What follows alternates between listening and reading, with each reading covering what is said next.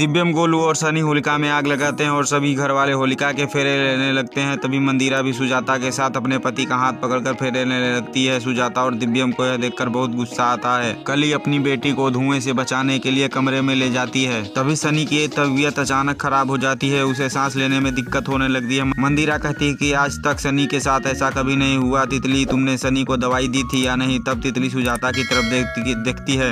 मंदिरा तितली से पूछती है कि तुम सुजाता की तरफ क्या देख रही हो, क्या बात है? तब तितली कहती है कि मैं न दवाई किचन में भूल गई थी। सुजाता आंटी ने मुझे वह दवाई वापस लाकर दी थी, कहीं उन्होंने दवाई तो बदल नहीं दी? मंदिरा सुजाता की तरफ गुस्से में देखती है और उस पर दवाई बदलने का आरोप लगाती है। यह बात सुनकर दिव्यम मंदिरा से कहता है कि आपको शर्म नहीं आती है मेरी माँ के बारे में ऐसा कहने की? मेरी माँ कोई गलत काम नहीं कर सकती है। हम जितना आपसे अच्छा व्यवहार कर रहे हैं आप उतना ही हम पर इल्जाम लगा रही हैं। अगर दूसरा कोई होता तो मैं अब तक उसे धक्के मारकर इस घर से निकाल देता। यह सब बात सुनकर मंदिरा सुजाता को धक्का देती है। सुजाता आग में गिरने वाली होती है कि राधिका सुजाता को पकड़ लेती है। इस चक्कर में राधिका के साड़ी में आग लग जाती है। दिव्यम आग को बुझाता है। आग बुझाने के चक्कर में दिव्यम का हाथ जल जाता है। दिव्यम मंदिरा को भला बुरा कहने लगता है। तभी सनी भी ऑक्सीजन मास्क हटाकर दिव्यम से अपने माँ के बारे में कुछ न कहने के लिए कहता है और दिव्यम से कहता है कि मैं इस घर का बड़ा बेटा हूँ और इस घर पर मेरा पूरा हक है। सभी दिव्यम और सनी को शांत कराते हैं। दिव्यम वहाँ से चला जाता है। इधर मंदिरा, सनी और तितली स्टोर रूम में दिव्यम के पुतले को खड़ा करके तेजाब से भरे गेंद को पुतले के मुंह पर मारते हैं। पुतले का मुंह जलने लगता है। सनी कहता है कि कल होली वाले दिन इस दिव्यम को सबक सिखा कर रहूंगा। दिव्यम कुछ ज्यादा ही बोलता है। तभी स्टोर रूम की तरफ राधिका बढ़ने लगती है। स्टोर रूम का दरवाजा अचानक से खुलता है। सनी, मंदिरा और तितली स्टोर रूम में छिप जाते हैं। क्या राधिका दिव्यम को बचा पाएगी? इसके आगे का एपिसोड देखने के लिए हमारे चैनल को सब्सक्राइब करें।